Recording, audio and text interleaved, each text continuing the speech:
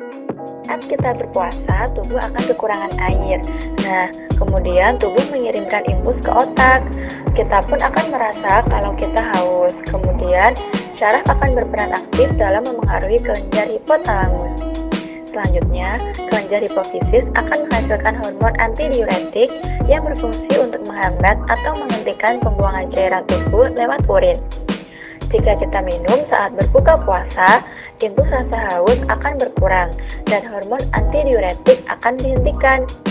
Ini adalah salah satu contoh pengaruh sistem endokrin dalam tubuh kita.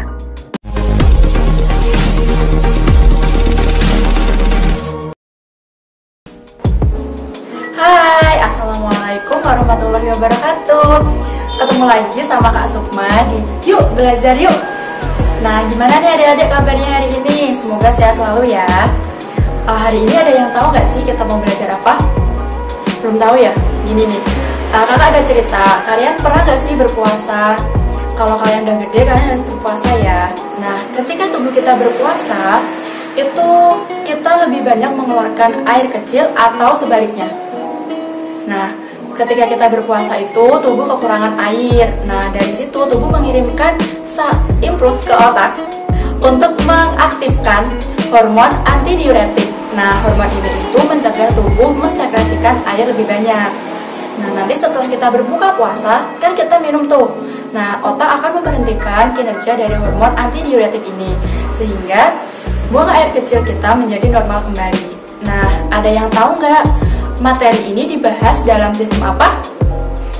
Iya, betul sekali, sistem endokrin. Untuk lebih memperjelas lagi materi hari ini, simak video berikut yuk!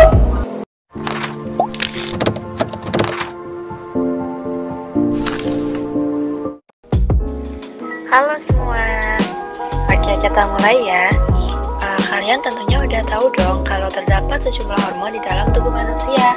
Nah, sistem endokrinlah yang menghasilkan dan mengatur hormon-hormon tersebut. Tidak hanya itu, dalam melakukan tugasnya, sistem endokrin berhubungan erat dengan sistem syaraf.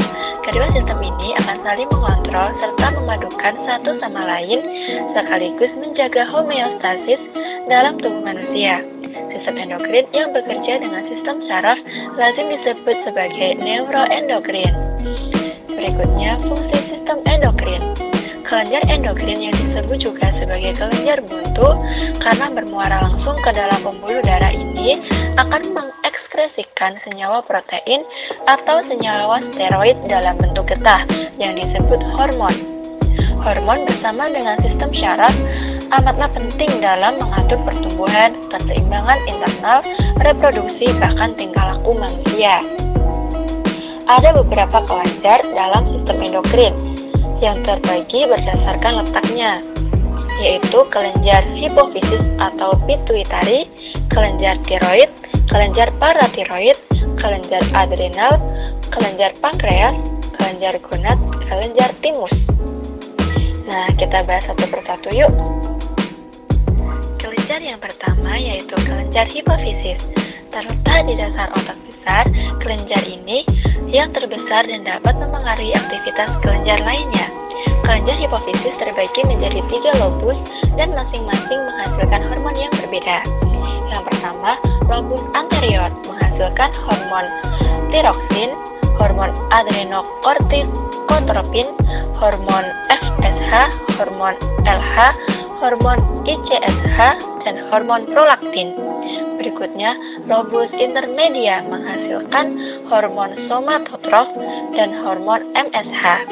Berikutnya, lobus posterior menghasilkan hormon oksitosin dan antidiuretik hormon atau ADH.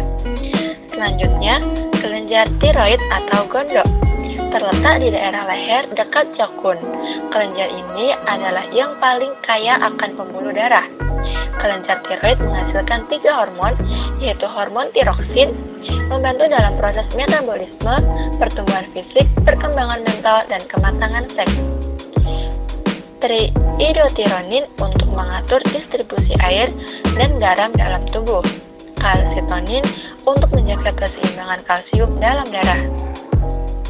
Selanjutnya, kelenjar paratiroid atau anak gondok terletak di daerah kelenjar gondok atau kelenjar tiroid. Kelenjar dapat mengendalikan kadar kalsium dalam darah. Kelenjar paratiroid menghasilkan satu hormon, yaitu parathormon, untuk mengendalikan kadar kalsium dalam darah. Berikutnya, kelenjar adrenal. Terletak di atas ginjal, kelenjar ini terdiri dari dua bagian, yaitu korteks dan medula. Hormon korteks mineral, glukokortikoid, dan androgen. Medula menghasilkan adrenalin untuk mengubah glikogen dalam otot menjadi glukosa dalam darah. Berikutnya, kelenjar pankreas atau pulau-pulau Langerhans. Terletak di dekat ventrikulus atau lambung, kelenjar ini menghasilkan dua hormon, yaitu insulin dan glikogen. Insulin untuk mengubah glukosa menjadi glikogen pada hati, karenanya kadar gula akan turun.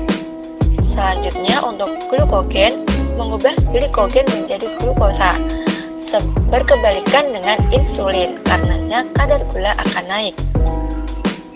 Selanjutnya, kelenjar gonad atau kelamin. Terletak di daerah perut untuk wanita dan buah zakar dalam skrotum untuk laki-laki. Kelenjar ini juga menghasilkan hormon yang berbeda pada laki-laki dan perempuan. Pada perempuan, kelenjar gonad menghasilkan dua hormon, estrogen dan progesteron. Estrogen untuk menemukan ciri pertumbuhan kelamin sekunder, progesteron untuk menebalkan dan memperbaiki dinding uterus. Pada laki-laki menghasilkan testosteron untuk menentukan ciri pertumbuhan kelamin sekunder. Yang terakhir, kelenjar timus atau kacangan.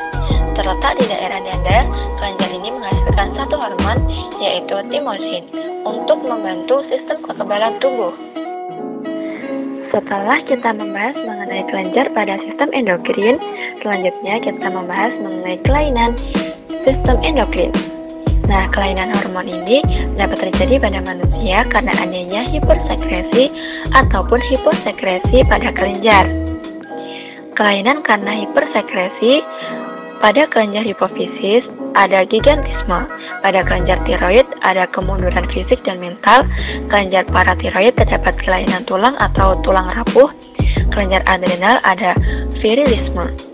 Sementara kelainan karena hiposekresi pada kelenjar hipofisis ada kekerdilan, pada kelenjar tiroid ada obesitas, kelenjar paratiroid ada kejang-kejang otot, kelenjar adrenal penyakit Addison, kelenjar pankreas hormon insulin itu penyakit kencing manis atau diabetes mellitus. Kelenjar gonad pada wanita dapat menyebabkan gangguan menstruasi. Oke adik-adik, kita udah sampai di penghujung pembelajaran. Kita review bareng-bareng yuk pembelajaran hari ini. Hari ini kita udah belajar mengenai sistem endokrin. Sistem endokrin adalah kumpulan kelenjar yang menghasilkan hormon-hormon. Nah, kelenjar di sistem endokrin ini ada 7, yaitu kelenjar hipofisis, kelenjar tiroid, kelenjar paratiroid, kelenjar adrenal, kelenjar gonad, kelenjar pankreas, dan kelenjar timus. Nah, kalau ucapin terima kasih buat adik-adik semua yang udah mengikuti pembelajaran hari ini dengan semangat. Ingat selalu pesan dari kakak, jaga kesehatan, jaga makan, jaga tidur. Nah, untuk tahu lebih lanjut mengenai pembelajaran kita selanjutnya, jangan lupa subscribe ya. Terima kasih. Assalamualaikum warahmatullahi wabarakatuh.